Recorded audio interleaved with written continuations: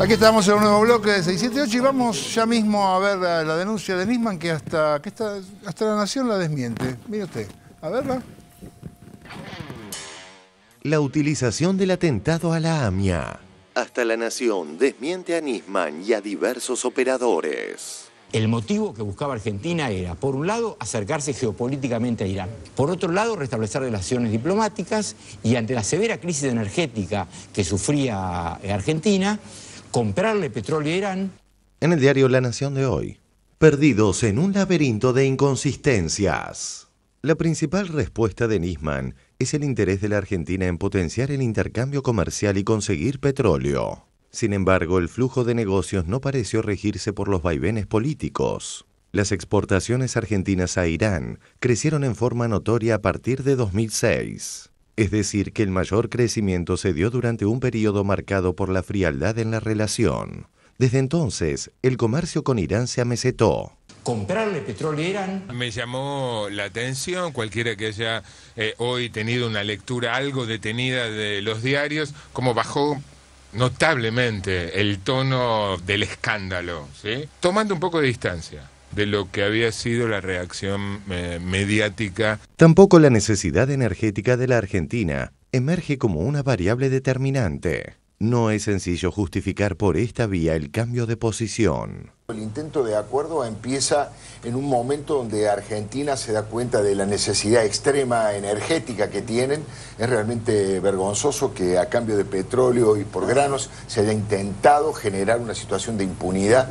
Tampoco la necesidad energética de la Argentina emerge como una variable determinante. No es sencillo justificar por esta vía el cambio de posición. Es realmente vergonzoso que a cambio de petróleo y por granos se haya intentado generar una situación de impunidad. El doctor Carlos León Arlañán, exministro de Seguridad, para poder analizar un caso como este de Nisman. Para mí es una barbaridad, un brote psicótico, una denuncia de esa magnitud, sin que nada lo explique, lo justifique. Es vergonzoso. Esto le hace mucho mal a la justicia desde ya, poner a la justicia como apéndice de otros tipos de intereses y otros tipos de poderes que no tienen nada que ver.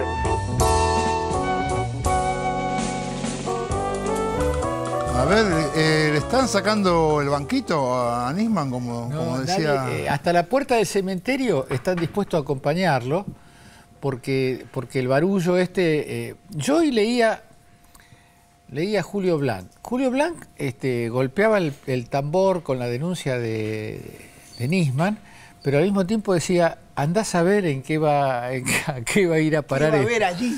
O sea, nadie lo va a acompañar a este muchacho, porque este muchacho nos convenció, de alguna manera nos impactó con una cosa que, tomada en su forma, en la forma que se presenta, parece una conspiración mundial contra la Argentina, y cuando uno empieza a desmenuzar, la conspiración mundial se vuelve un carpetazo mediocre y terrible de exfuncionarios de la CIDE o de la CI. Sí. Y estamos en ese punto, porque para justificar tapas de estos 3 o 4 últimos días está bárbaro.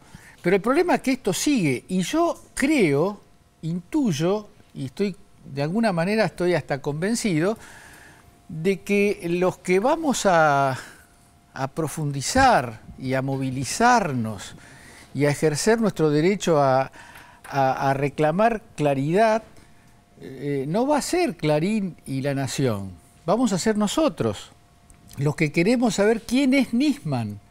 ¿Quién es Nisman? ¿Por qué Nisman hizo esto? ¿Cuál es la relación de Nisman con Estiuso?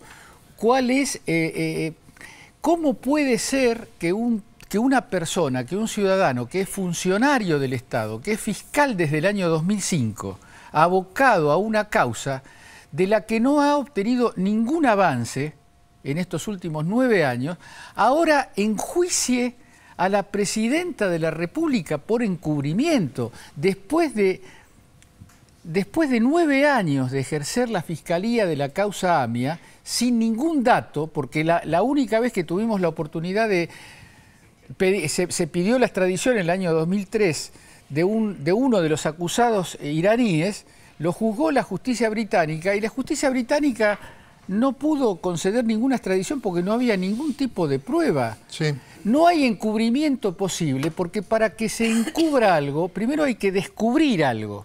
Y la justicia argentina, Galeano y Nisman, en distintas etapas, lo que hicieron fue evitar que se descubra nada. No hay ninguna prueba, ninguna cosa consistente de nada. Entonces, la pregunta es, ¿quiénes lo van a acompañar a Nisman adentro del cementerio? Una vez que pase la puerta, tenga que responder mañana a las preguntas de los diputados y se vaya viendo en estos días cuál es la sustancia o la insustancialidad de sus denuncias. Hay que tener en cuenta, perdón, es una pregunta para todos nosotros, una expresión y una pregunta. Moró planteó en este programa, el día que estuvo, que es probable que incluso no se presente Nisman. Lo planteó Moró. Sí. Frente a esa posibilidad de bochorno que no se presente.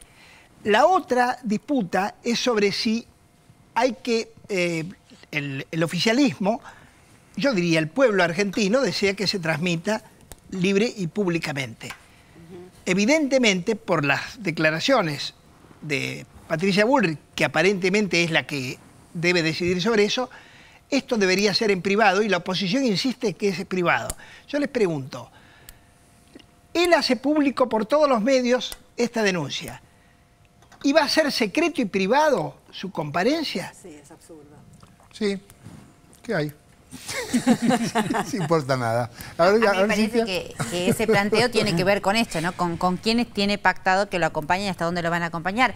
Pero unas palabras para las comunidades AMIA y DAIA, ¿no? La DAIA, que hay que aclarar que no representa a las personas judías, sino a las instituciones judías, y cuánto déficit hay alrededor de la propia DAIA y las conducciones de AMIA y DAIA. Yo creo que Nisman pensaba que AMIA y DAIA lo iban a acompañar. No lo hicieron, emitieron un tibio comunicado que están a la espera de las pruebas. Me parece que deberían pronunciarse con mayor firmeza, siendo quienes son, y por respeto a los ciudadanos argentinos judíos y a todos los argentinos y a toda la comunidad judía, y con los déficits y digamos, el encubrimiento que hay alrededor de Veraja y demás, ¿no? Pero a mí me parece que merecen AMIA y DAIA ser más explícitas frente al planteo y a la gravísima denuncia de Nisman. La verdad que sí. De Piero, ¿qué me decís? Recoger que lo que en el fondo me parece se dijo recién, volvemos a poner en tapete el tema del Poder Judicial, digamos, ¿no? La necesidad de ahí una cuenta pendiente, difícil de la democracia para poder hacer de ese poder el poder más, digamos, conservador en sentido general, porque tenemos un juez de la Corte que está hace 30 años sentado allí, digamos, en términos generales fue pensado hace 300 años como un poder conservador, básicamente, y fue pensado originalmente para cuidar los privilegios de los nobles, ¿no? Esa fue la idea del Poder Judicial. Nos vuelve a poner el tapete la necesidad de plantear reformas, digamos, que un fiscal, como relataron, durante 9 años no haya hecho ningún avance, y hoy incluso la Nación, varias cosas, pero una cosa decía en página Weinfeld claramente: si el gobierno hubiera querido encubrir a los iraníes, no hubiera hecho nada. O sea, con dejar la causa como la recibió, no necesitamos mover un dedo. Mario muy claramente define eso. Digo, al mover e intentar esto, que tiene el apoyo de un sector de la comunidad judía como víctima inmediata, pero de la sociedad argentina como víctima en general del atentado, ser un poco más creativo de lo que fue la justicia. Porque digo, también esto, el acuerdo de entendimiento que propuso el Poder Ejecutivo, también da las claras que el Poder Judicial no fue creativo en esto. Las instituciones no son de mármol. Son orientaciones generales que nos permiten desarrollar políticas. Ahí dentro hay posibilidad de creatividad. ¿Cuántas cosas se han hecho en el derecho penal, civil, creativas en los últimos años? Bueno, ¿cuál fue la creatividad de la justicia respecto a este caso? Nula. Nada. ¿No? Fue un poco ocultativa, ¿no? Más bien ocultativa. Encubritiva más bien que creativa. Vamos a cambiar de tema, vamos a ver cómo, porque sigue el debate sobre la libertad de expresión después del ataque a Charlie Hebdo. Vamos a verlo. Cambiamos. Charlie Hebdo. Crece el debate sobre qué significa la libertad de expresión. En el contexto de numerosas protestas y marchas en diversos países de credo musulmán contra Charlie Hebdo por, según la lógica de los manifestantes, faltarle respeto a Mahoma, en el canal inglés Sky News tomaron la decisión de no mostrar la nueva tapa de la revista francesa. Y esta situación provocó una controversia en vivo cuando desde el mencionado canal entrevistaban a una trabajadora de Charlie Hebdo. Sky News corta entrevista donde se mostraba portada de Charlie Hebdo. La ex periodista del semanario Charlie Hebdo, Caroline Forrest, fue entrevistada en el canal Sky News. Mientras hablaba sobre el atentado ocurrido la semana pasada, que dejó 12 fallecidos, su grabación fue cortada en vivo. I'm very sad that journalists in UK do not support us, that journalists in UK betray what journalism is about by thinking that people cannot be grown enough to decide if a drawing is offending or not, because you're not even showing it. It's this, which is completely crazy, that in UK you cannot show a simple drawing as that. So with Mohammed here at Sky News, we've chosen not to show that cover, so we would appreciate Caroline not showing that. I do apologise for any of our viewers who may have been offended by that. Recordemos que al respecto hace unos días hubo una polémica entre Francisco y la ministra de Justicia francesa. Non si può provocare, non si può insultare la fede degli altri, non si può prendere in giro la fede. Tanta gente che sparla le altre religioni o le religioni, le prende in giro, ma diciamo giocattolizza la religione degli altri. Questi provocano, c'è un limite. A noi questo che succede adesso ci fa un po', ci stupisce, va?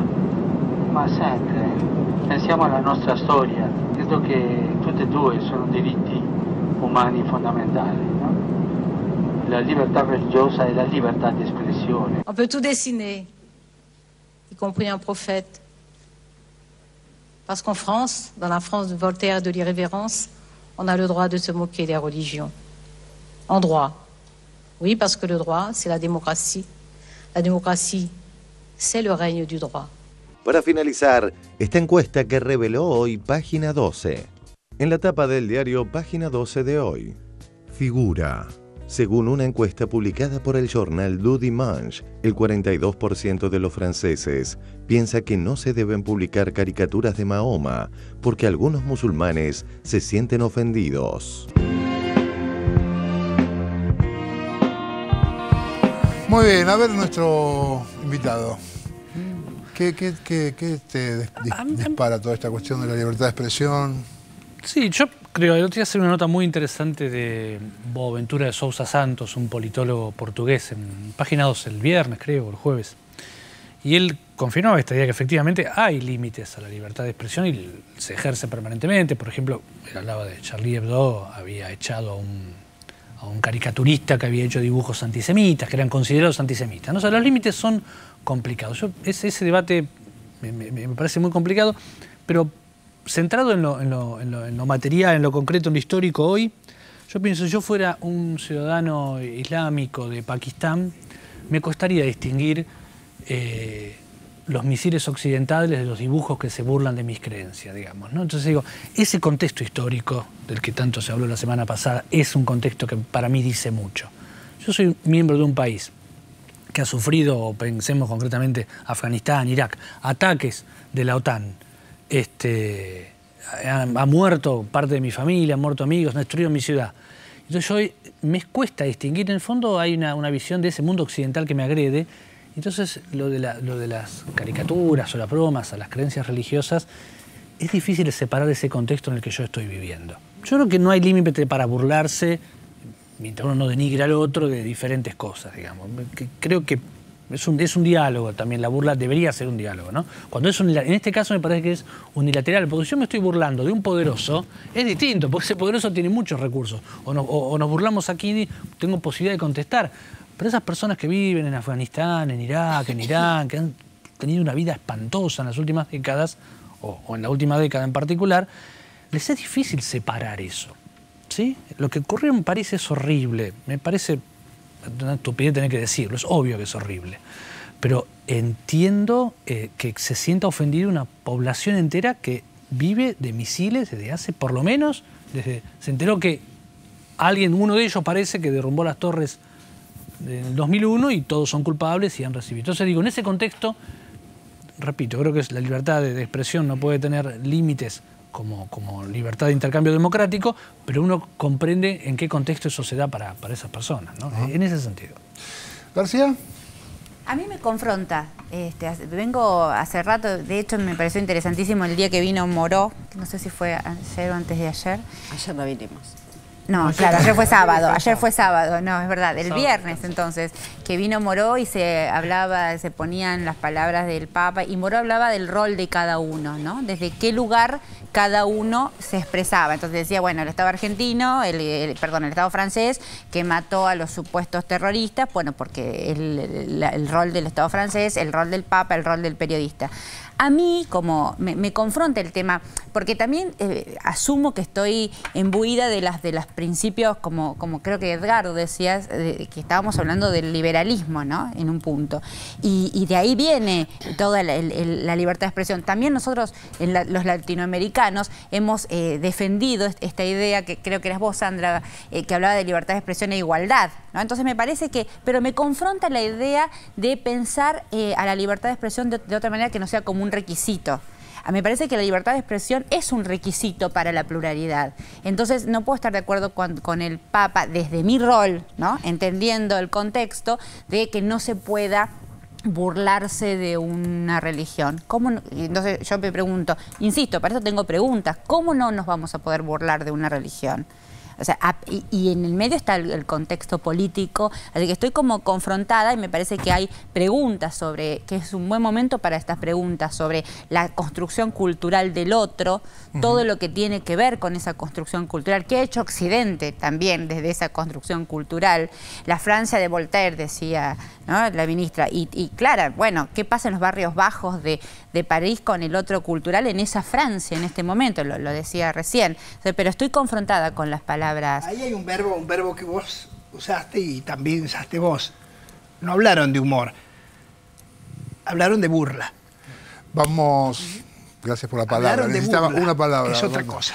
Vamos, perdón, pero tenemos que hacer un corte y ya volvemos con más 678, ¿eh?